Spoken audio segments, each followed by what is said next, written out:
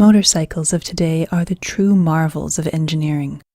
A basic model of inner parts of a typical motorcycle is shown here. In this video, we will explain the basic function of each of these parts in a motorcycle. Let's begin from how a motorcycle engine starts. All motorcycles have either a kickstarter or a self-starter or both. A kickstarter mechanism is simple yet interesting.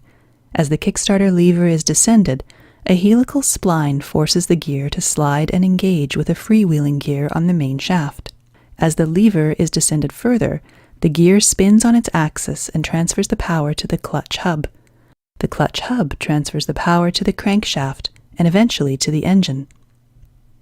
In a self-starter system, a battery-powered motor provides initial spin to the engine. Once the engine is started, the starter motor has to be disengaged from the crankshaft to prevent damage due to excessive speed. This is achieved by using a one-way clutch. The model shown here is of a roller-type one-way clutch. It has an outer race and an inner race with small rollers. As the starter motor spins the outer race in one direction, the rollers get trapped between the surfaces and the power is transferred to the inner race and thus to the crankshaft. Once the inner race starts spinning faster than the outer race, the rollers get released, causing the inner race to spin freely. Like every four-stroke gasoline engine, motorcycle engines require a source of ignition to ignite the air-fuel mixture for power strokes. A spark plug is used for this purpose.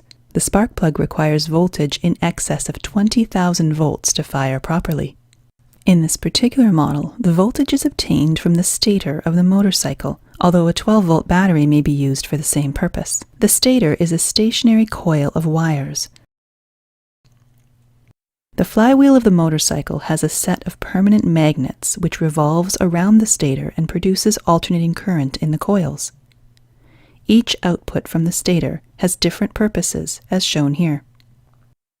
The output for the ignition purpose is received from the exciter coil. This coil has a denser winding of thinner wire than the other coils to produce higher voltage for the ignition. This voltage is supplied to an electrical component known as the capacitive discharge ignition, or CDI unit.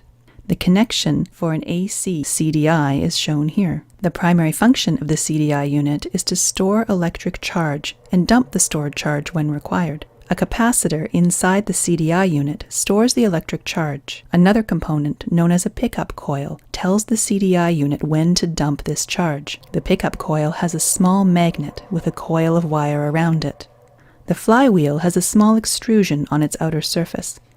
As this extrusion approaches and passes the pickup coil, a small voltage is developed in the coil.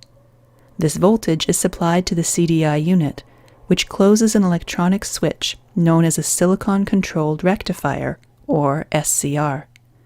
This will dump all the charge from the capacitor through the output of the CDI unit. To increase the voltage further, an ignition coil is used. The ignition coil is a step-up transformer which increases voltage up to 200 times the input voltage, which is sufficient to fire the spark plug. Several other factors contribute to the continuous operation of the engine. The intake and exhaust valves are controlled by using a timing chain, as shown here. As long as the engine is running, the crankshaft rotates and transfers power to the other components for proper operation.